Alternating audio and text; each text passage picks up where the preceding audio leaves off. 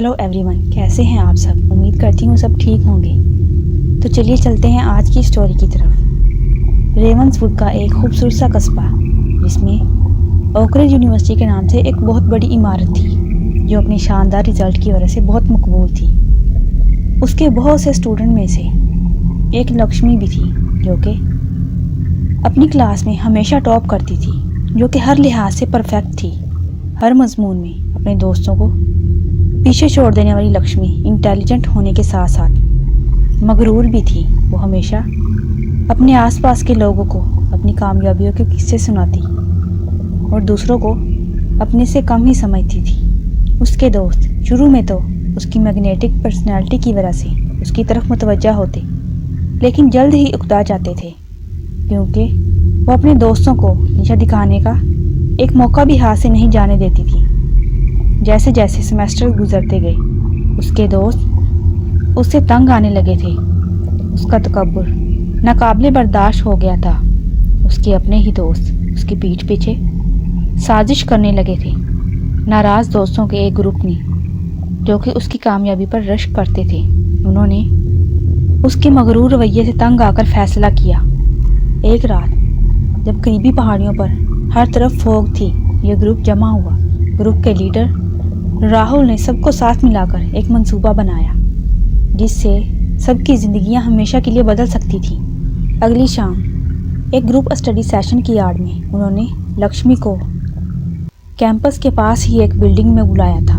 वो उनके इरादों से अनजान थी। वहाँ स्टडी के लिए पहुंची। जैसे ही वो बिल्डिंग में आई, सारे लोग पहले से ही वहाँ मौजूद थे। सारे ग्रुप मेंबर लक्ष्मी के गिर्द चक्कर लगाने लगे।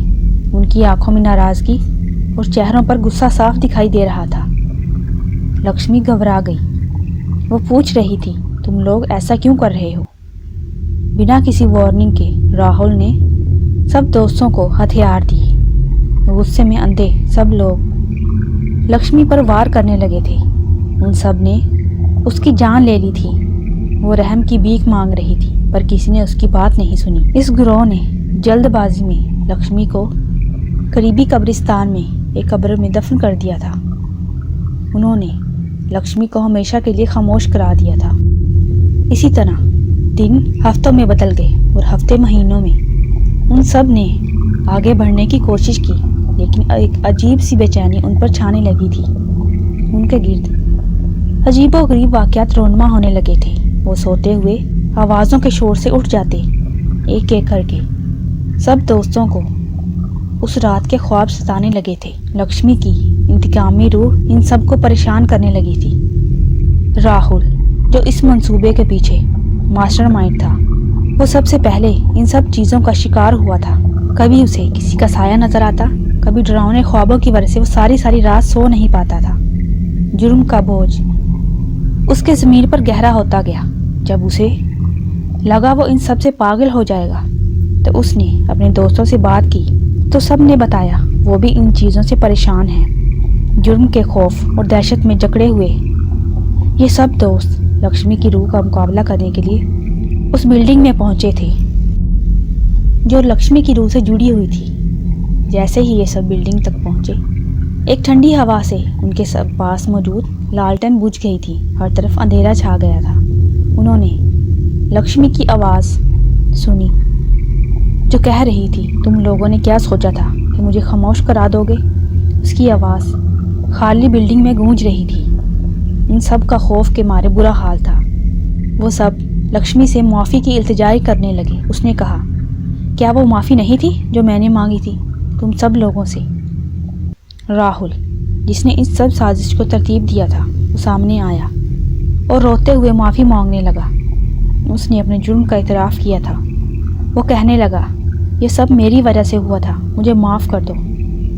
उस लम्हे कमरे में हर तरफ खामोशी छा गई थी। लक्ष्मी के भूत की आंखें गम और दुख से नम थीं और आखिरी बार बोली, तुम लोगों का इतराफ़ तुम्हारे जुर्म को कम नहीं कर सकता जो तुम सब ने मेरे साथ किया था, लेकिन तुम लोगों के एतराफ़ से मेरी रूह को एक हद तक सुकून मिला है।